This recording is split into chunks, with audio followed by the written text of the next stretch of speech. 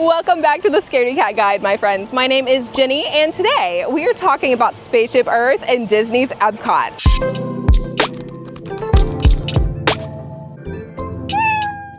If you're new here, this is the channel where we talk about Disney and anxiety, we talk about sensory issues, and really just any detail that you might want to know if you're an anxious rider at Disney World, like me. This is such an interesting ride to me. It's been around for quite a while, but I hear a lot of rumors about Spaceship Earth. I hear people ask if it goes upside down, if there's a roller coaster in there, if it has any drops or thrill elements of any kind. And you know what? We're gonna get into all of those details and more. You know, it's full of history, it's full of animatronics, it's full of strange smells. You know what? We're gonna talk about it. So let's go ahead and dive in. This classic attraction contains darkness, animatronics, backwards motion, and a long ride time.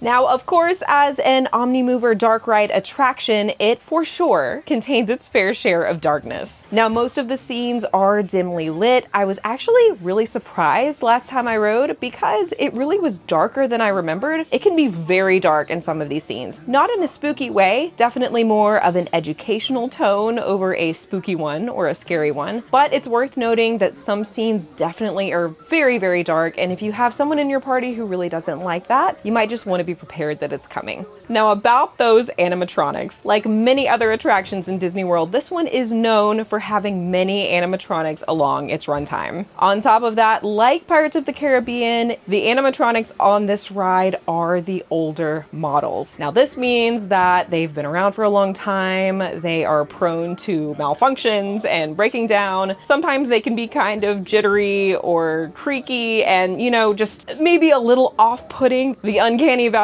is strong with this one. And if you have any sort of aversion to animatronics, Spaceship Earth is definitely a ride that I would look out for. Now, it is worth noting that the animatronics on this ride have very limited motion. Again, because they are older, they don't have a very dynamic, lifelike kind of movement. So if that's a comfort for you, just know that they don't move very much. And one thing I will mention is the fact that the animatronics are very close to the ride vehicles. Now, they are not aggressive. They're not, you know, right in your face or anything like that. But just because this track is completely encompassed in the Epcot ball, there's not like a ton of room for the show scenes and the track in there. Everything is kind of squished all together. So that's something that, you know, if you have somebody in your party that really doesn't like animatronics, the fact that they're very close to the ride vehicles might be something they might want to know. Like I said, it's not intentionally scary or anything like that, but this definitely could be off-putting to some riders. Now let's talk about that backwards motion. This is the thing that people love to talk about with Spaceship Earth. It can feel a little disorienting to turn backwards and move along in a reclined backwards motion. Some people really don't know that it's coming, and it can be just a little surprising and uncomfortable, but there are no actual thrill elements on this ride. You will not be going down a drop. There are no high speeds, anything like that, but there is a very substantial backwards motion, like I said. Now, this backwards section does last for 4.5 minutes. That's quite a long time to be traveling backwards. Now, the good thing about this is you do have a screen in front of you, and you really are occupied almost the whole time. So there's not really much to look at around you. You're just looking at the screen, you're pressing buttons, you're answering questions, that sort of thing. So most people don't really notice that it's going on for that long, but it's just worth noting if you really don't like that backwards motion, you just might want to know that it's there. Now, the ride time for this attraction is a whopping 15 minutes. It is definitely on the longer side when it comes to Walt Disney World attractions. Like many others, it is a slow track ride, so you're moving at a pretty slow pace through the show scenes. And on top of this, because it is an older attraction, it is definitely prone to frequent breakdowns. If you are a claustrophobic rider like myself, this is definitely a ride that I would maybe reconsider. With it being so long and going so slow and having the possibility of it almost certainly breaking down every time you ride it, it might just be a good thing to consider this ride. Just really think about it if you or someone in your party is very claustrophobic. Now, the good news for our claustrophobic friends is we do not have any ride restraints on this attraction. So as I said before, this is an omni-mover attraction. That basically just means that you have a ride vehicle that is constantly moving. Think the Doom buggies in Haunted Mansion, or even your clamshells in Under the Sea, Journey of the Little Mermaid, the Finding Nemo ride. These are attractions where you are right up next to the car in front of you and you're moving kind of on a belt, on a little slow track that is constantly moving, unless of course you have a breakdown, which is very likely on this attraction. But it's very, very similar to other ride vehicles you will see throughout the parks. Now, these particular cars consist of 2 rows and will seat about 2 people per row. The other interesting thing about these ride vehicles is you do get a snazzy touchscreen right in front of you. There's a little interactive part to the ride, and you know, this might make people a little more comfortable having something to turn your attention to. Just know that that is also part of the ride vehicle. But like I said, no ride restraints, no lap bar, nothing like that. So if you are prone to claustrophobia, you are probably good to go in that department. All right, now that you have all the details, let's actually go ride this thing. It looks like it's about a 30-minute wait. We'll see how long it takes. I'm excited to jump on this thing with you guys, so let's go.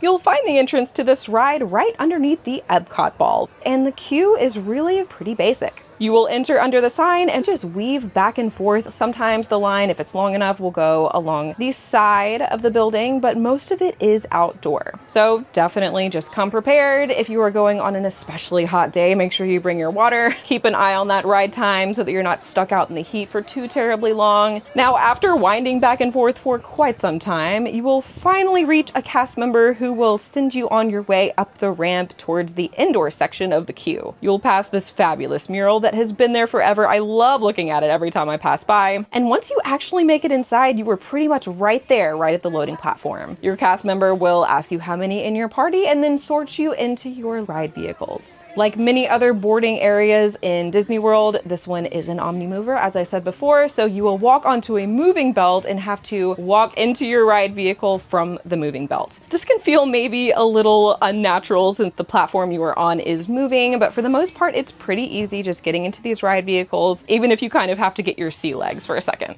Now, once boarding the ride vehicle, you will continue moving as you head off into a dark, starry hallway. You'll see a screen to your top right, and you will actually have a little picture taken of you. So you will continue on through this cool little neon arch as Dame Judi Dench welcomes you to the attraction.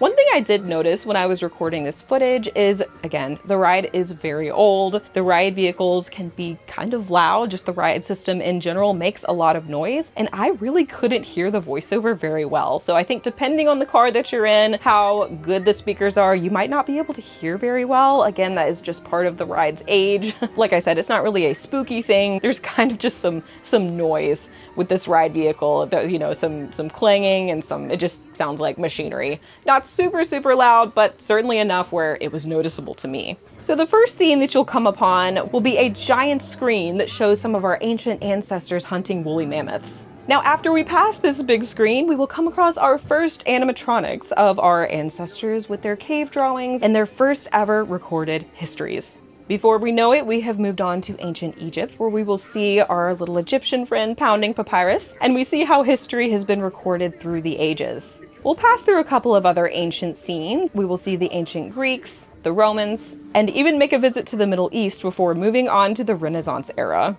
It's also worth noting that there is a smoky, kind of fire-like smell piped in here as we see the Library of Alexandria burning. It's very similar to the smell you will come across in Pirates of the Caribbean. It's not super, super strong, but it's definitely worth noting that it's there. I didn't notice any other piped-in smells, just this one particular area, but worth knowing if you have someone in your party that might be sensitive to that. We see technology booming and history really taking shape. We'll pass under Michelangelo as he paints the ceiling of the Sistine Chapel, and then we'll finally move into the Industrial Revolution. There are various scenes here of technology continuing to boom, history moving forward. We see a brief scene of a family witnessing the moon landing on their TV, and then really see how technology is progressing as we pass through probably my favorite scene. I've always loved this girl. She is so cool. Passing on along, we will see how the first household computer was made, before finally reaching the top of the Epcot ball, seeing this beautiful dome above us with our planet surrounded by stars. It's really a very cool, breathtaking scene, as old as this attraction is. I love this part. Now, this is the moment where your ride vehicle will rotate backwards.